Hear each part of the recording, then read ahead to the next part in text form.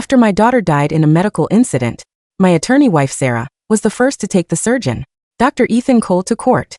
But every forensic report showed it was just a rare anesthesia accident. After 9 failed appeals, Ethan cried outside the courthouse demanding, "We were childhood friends. Do you really have to destroy me?" Finally, after the 10th defeat, Sarah came to me with bloodshot eyes. I checked all the medical records. It really was an accident. Let Emma rest in peace. I didn't sleep that entire night. The next day, I kidnapped Ethan and started a nationwide livestream. I smiled at the camera and said, "Sarah, I'm giving you 10 chances. Use your account to post evidence of his crimes or else." Before I finished speaking, I grabbed a serrated blade and slowly walked towards Ethan. Let him experience firsthand what a real accident feels like. My hand struck swiftly. Ethan's tongue was now half gone. The viewer account suddenly spiked to 500,000. The comments exploded. "Holy shit. He's actually doing it. Call the cops. Someone call the cops. This isn't a medical dispute. This is murder." Sarah's face appeared in the video. Call her voice trembling. "Marcus, Emma's death really was an accident. All the records are public. There's no cover-up. I swear. Please let Ethan go." I adjusted the surgical light angle. My voice calm. "No, darling. You haven't submitted the audio surveillance from the operating room yet." Sarah's face suddenly changed. "Urgently, the equipment malfunctioned that day. There is no audio." I laughed coldly, my gaze moving downward as I asked sinisterly, "These are the hands that killed my precious daughter, right?" With that, I picked up a serrated bone rasp and pressed Ethan's right hand onto the tray. "No, no, please." Ethan's eyes widened as he let out a hoarse, tragic wail.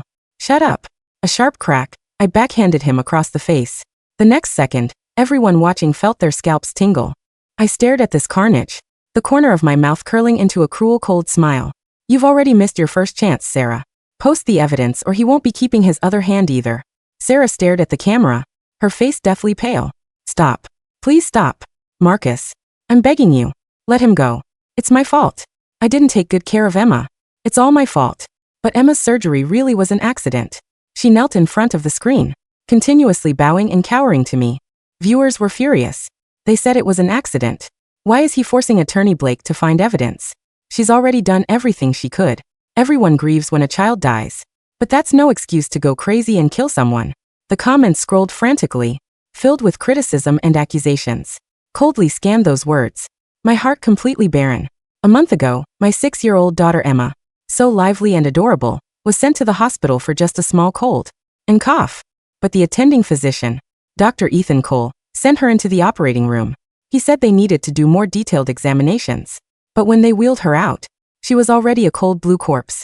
Body was horrific to look at.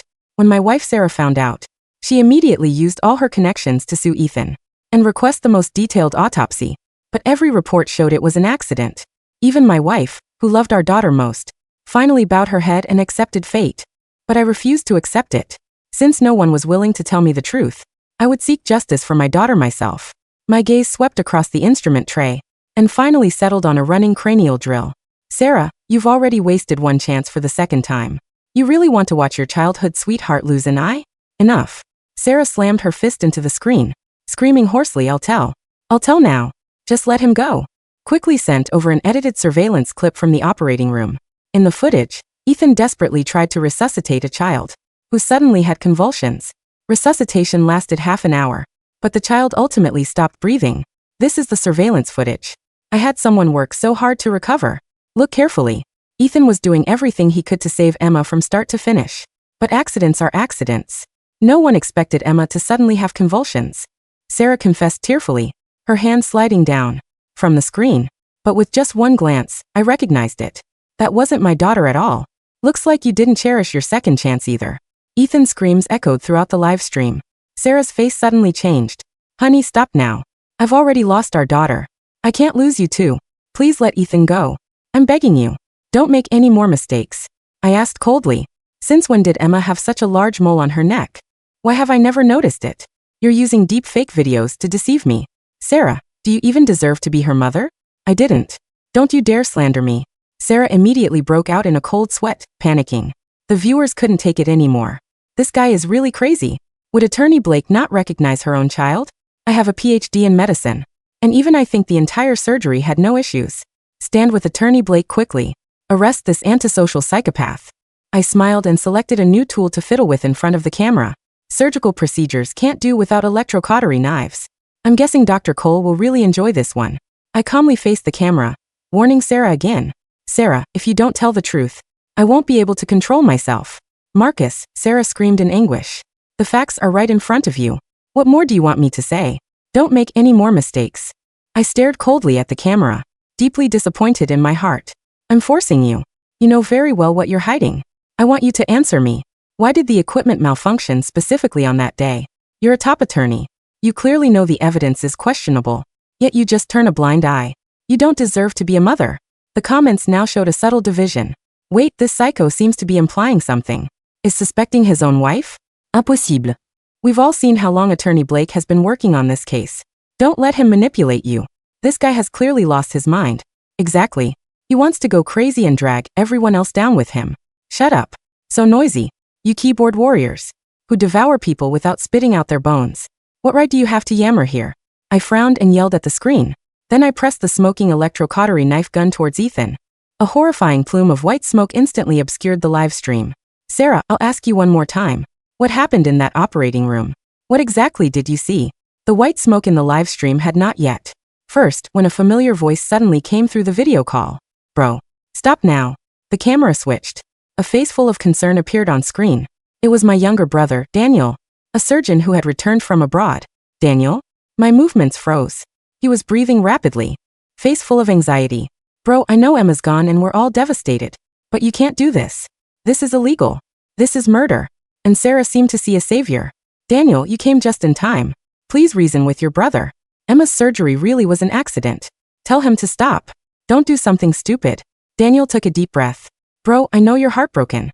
After all, Emma was my niece whom I watched grow up. But after Emma's incident, I immediately had someone pull all the medical records from the hospital that day. He held up a tablet, showing several screenshots of dense documents to the camera.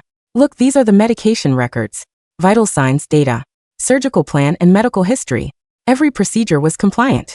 Emma really died from sudden malignant hyperthermia during anesthesia. Sarah shouted again. Marcus, did you hear that?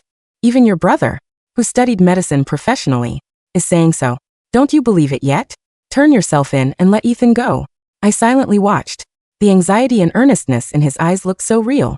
After Emma was born, he was the one in the family who doted on her the most. Every time he came back from abroad, he would bring her so many gifts. Daniel, that was your own niece, the blood of the Reed family. When Emma was chasing after you and accidentally got a cut, I stared intently at the person on screen. You cried from guilt and swore you would always protect Emma. I slowly moved a surgical hammer to Ethan's trembling knee. But what about now? I asked word by word. What exactly did Sarah give you? To make you use these forged records to deceive me? Daniel's eyes darted away, his lips trembling. Bro, everything I said is true. Why won't you believe me? I laughed.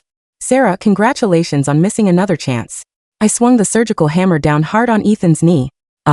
Ethan let out a painful wail, having lost his tongue. His voice was hoarse and unpleasant. The veins in his neck bulged, as his tightly bound limbs struggled desperately. My brother looked at the scene in disbelief. Enough. Stop. Stop it, bro, stop. Aren't you afraid of disappointing Emma by doing this? I laughed. I smashed the last piece of kneecap and dug it out viciously with a curved knife. Ethan went limp like a deflated balloon, his body trembling uncontrollably. I glanced at my watch and said coldly, the ones who would truly disappoint Emma are all of you. I questioned Sarah, he's about to die. Are you sure you still won't tell the truth?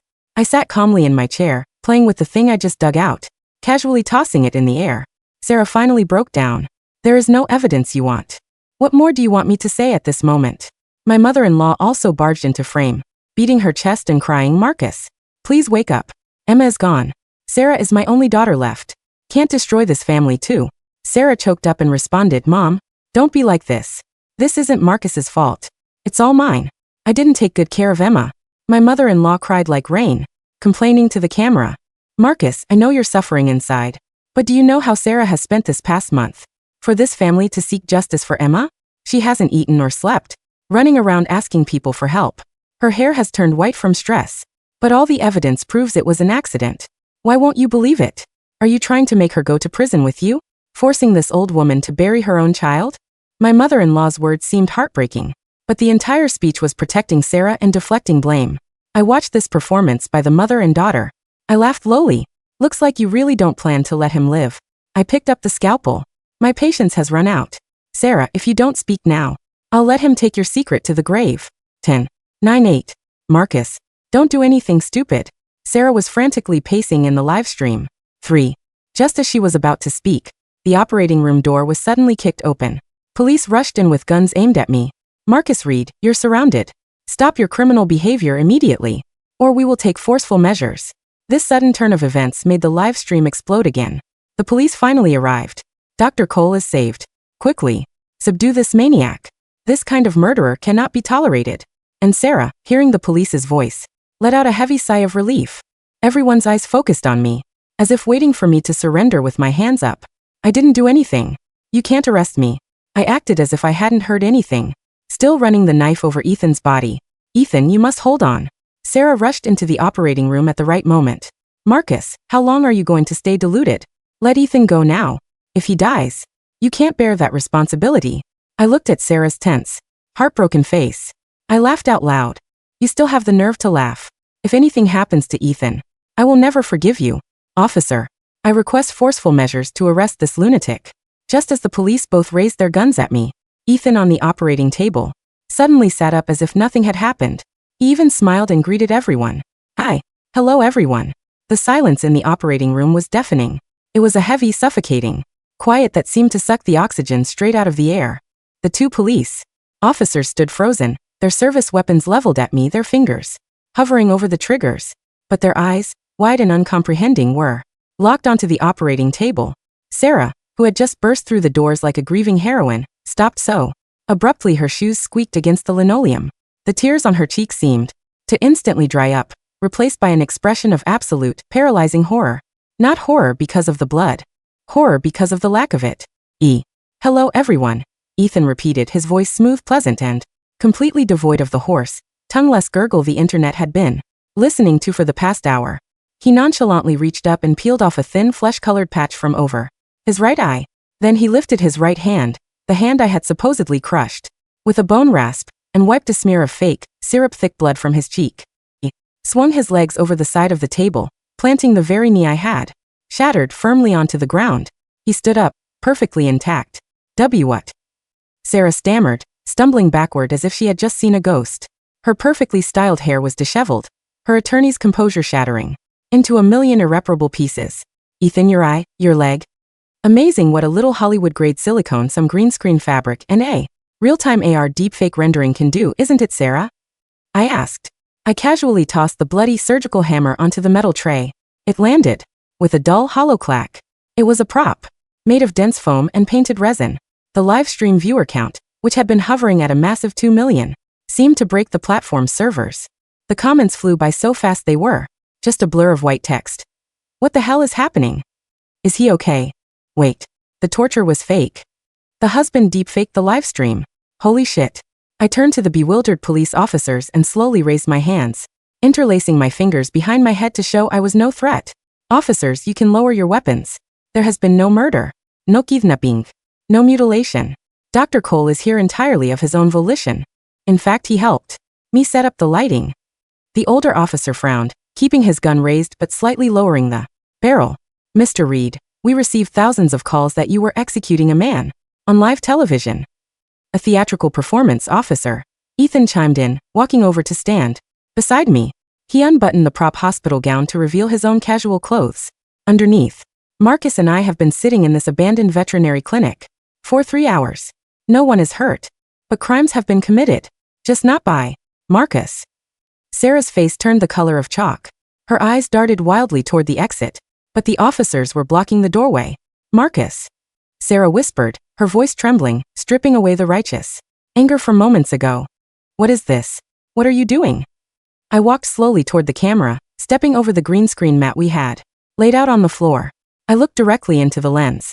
The feed from my brother, Daniel, was still connected, his face projected on the monitor beside the chat. Daniel looked like he was going to vomit. You see, Sarah, I began, my voice dangerously calm, echoing through the sterile room. When you showed me that deepfake video of my daughter dying, you underestimated me. You thought because I was blinded by grief, I wouldn't notice the subtle pixelation around the neck, You forgot that before I took over the family business, my degree was in software engineering. If you're going to use digital manipulation to break a father's heart, you'd better make sure he doesn't know how to code. I tapped a few keys on the laptop resting on the surgical cart. The entire overlay of the livestream shifted. The blood-soaked operating room the viewers had been seeing melted away, revealing the stark, dry reality of our setup. The viewers could now see the green wraps Ethan had worn over his hand and leg, the tracking dots on his face. I gave you 10 chances, I said, turning my gaze back to my wife. 10 chances to tell the truth. But you just couldn't do it. You lied, your mother lied, and my dear brother Daniel, he lied best of all. Daniel's voice crackled through the speakers, laced with panic. Bro, listen to me, this is crazy. You've lost your mind. Officers, arrest him. He's having a psychotic break. Am I Daniel? I hit another key. The live stream split screen changed. Instead of Daniel's face, a new video began to play. It wasn't the blurry, edited footage Sarah had fabricated. It was crisp, high-definition, unedited security footage. Sarah let out a choked gasp, clapping her hands over her mouth. No, the servers were wiped. You wiped the hospital's main servers, yes, I said, never taking my eyes off her. But you forgot that the newly installed pediatric surgical ward had a redundant cloud backup routed directly to the manufacturer for diagnostic purposes. It cost me half my fortune and a team of white hat hackers working around the clock for 3 weeks to access it. But I got it. On the screen, the date and time stamp matched the day Emma died. The video showed the OR. But Ethan wasn't the surgeon standing over my daughter. Ethan was slumped in a chair in the corner of the adjoining scrub room, completely unconscious. Standing over my beautiful, sleeping 6-year-old girl was a man in full surgical scrubs. He pulled down his mask to wipe sweat from his brow, looking directly up at the camera. It was Daniel. The chat exploded. That's his brother. Oh my God, the brother did it. This is making me sick. Emma went in for a minor procedure. I narrated, my voice cracking for the first time, the raw, bleeding hole in my chest threatening to consume me. A simple diagnostic scoping. But Daniel, my own flesh and blood, the uncle who bought her toys and swore to protect her, sneaked into that room. He injected her with a massive lethal dose of succinylcholine, intentionally triggering a fatal malignant hyperthermia crisis. Shut it off, Sarah screamed, lunging for the laptop.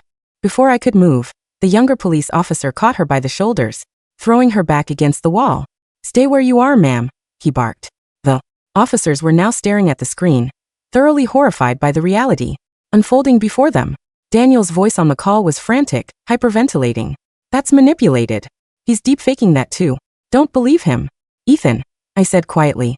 Tell them. Ethan stepped forward, looking at the camera with eyes full of deep, profound shame. He looked at Sarah, his childhood friend, with absolute disgust. Sarah invited me for coffee the morning of Emma's surgery, Ethan said, his voice trembling. We've known each other since we were kids. I trusted her. She slipped a heavy dose of Rohypnol into my cup. By the time I scrubbed in, I was dizzy. I passed out in the scrub room. When I woke up, the alarms were blaring. She was crashing. Ethan wiped a tear from his eye. I tried to save her. God knows I tried. But by the time I took over, the damage was irreversible. She died on the table. And before I could even process what happened, Sarah was there. Ethan pointed a shaking finger at Sarah, who was now sliding down the wall, weeping hysterically. She told me that since I was the attending on record, and my blood would test positive for sedatives, I would go to federal prison for manslaughter. I'd lose my medical license. I'd lose everything. She offered me a deal, if I claimed it was a rare, unforeseen anesthesia accident. She would handle the legal side. She promised me she'd sue me civilly, but sabotage her own cases so I would win. I looked at the camera. 10 appeals.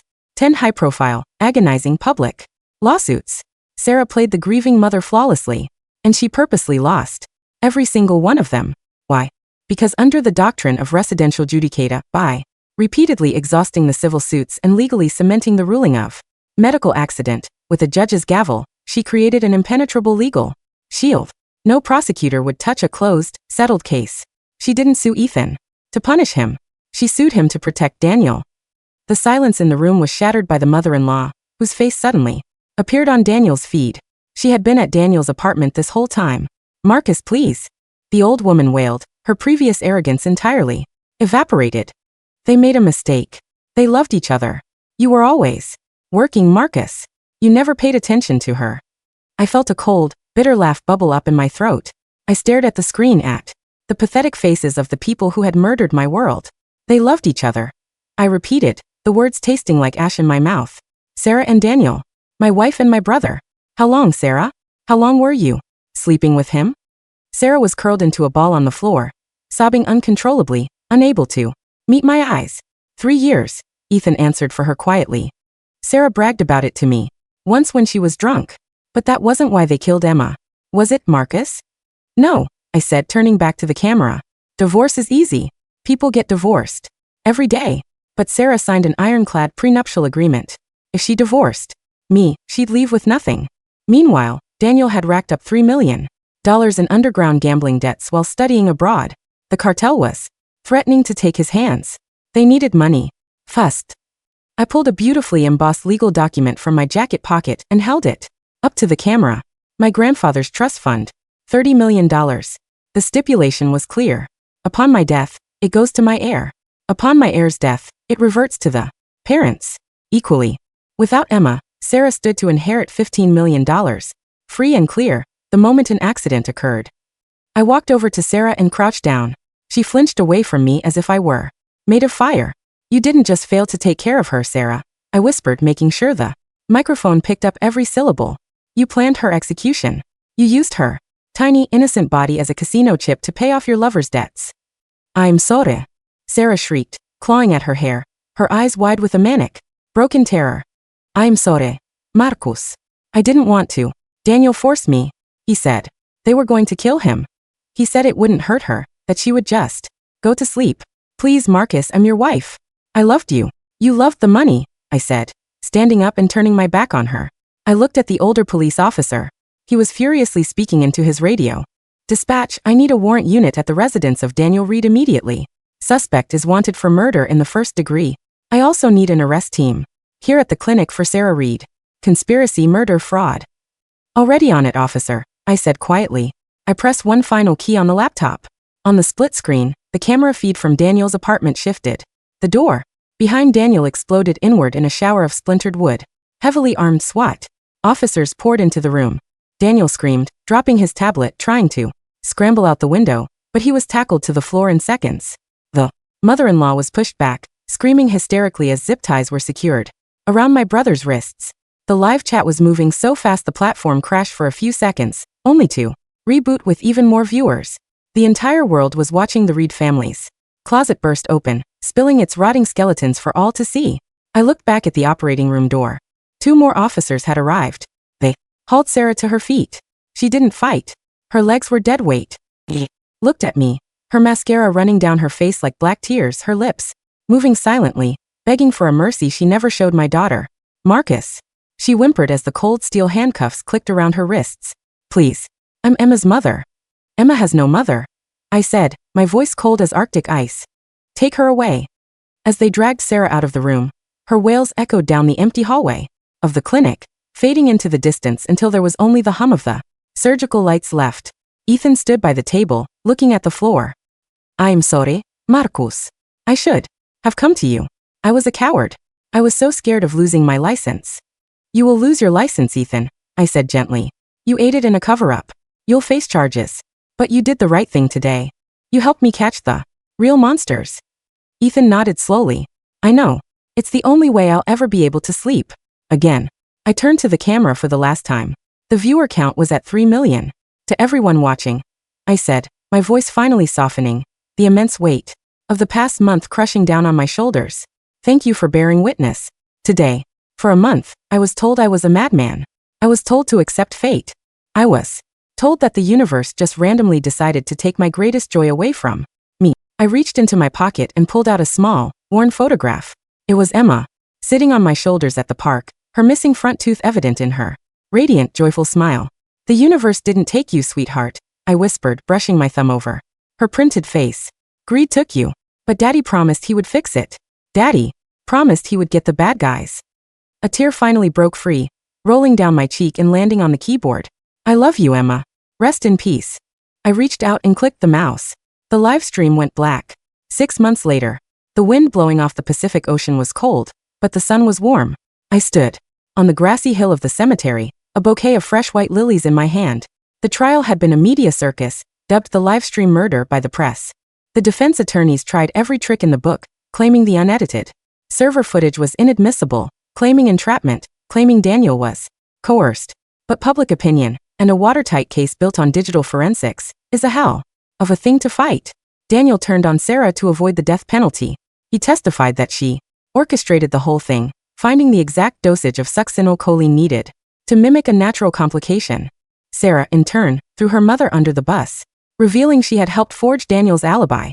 In the end, the jury deliberated for less than 3 hours. Daniel received life without the possibility of parole in a maximum security federal penitentiary. I made sure through my legal team that the cartel to whom he owed money knew exactly which cell block he was in. From what I hear, he spends 23 hours a day in solitary confinement, terrified to close his eyes. Sarah received a concurrent life sentence. The judge, in his closing remarks, stated he had never seen a more chilling display of maternal betrayal in his 30 years on the bench. She was sent to a women's facility upstate. I received one letter from her. I didn't even open it. I burned it in the fireplace and watched the ashes float up the chimney. Ethan pleaded guilty to obstruction of justice and evidence tampering. Because of his cooperation, he was given a reduced sentence of 3 years. He permanently surrendered his medical license. I visited him once before he was transferred. We didn't say much, but we made our peace. As for me, the house felt too big, too empty. Every echo in the hallway sounded like the patter of 6-year-old feet.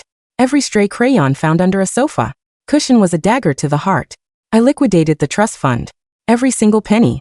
I took the $30 million and established the Emma Reed Foundation for Pediatric Care, outfitting hospitals across the country with state-of-the-art diagnostic equipment and mandatory, unwipeable server backups for every operating room. I knelt down on the damp grass and placed the lilies against the polished marble headstone. Emma Reed, beloved daughter, she brought the sun with her. Hey kiddo, I whispered, the wind catching my words and carrying them over the rolling hills. It's Daddy. I sat there for a long time, watching the clouds drift across the endless blue sky. The gaping wound in my chest hadn't healed. I knew it never truly would. You don't recover from losing a child. You just learn to carry the weight of the absence. But as the sun began to set, casting a golden, peaceful light over the quiet cemetery, I realized something. The crushing, suffocating darkness that had gripped my soul for the past 6 months was gone. I had fought the monsters that hid in the shadows of my own home, and I had dragged them into the light. I stood up, brushing the grass from my knees. I touched the cold marble one last time. I'll see you when I see you, Emma, I said softly. I turned and walked back down the hill, toward the waiting car. For the first time in a long time, I took a deep breath of the crisp ocean air, and the world didn't feel like a nightmare anymore. It just felt like a Tuesday. And that was enough.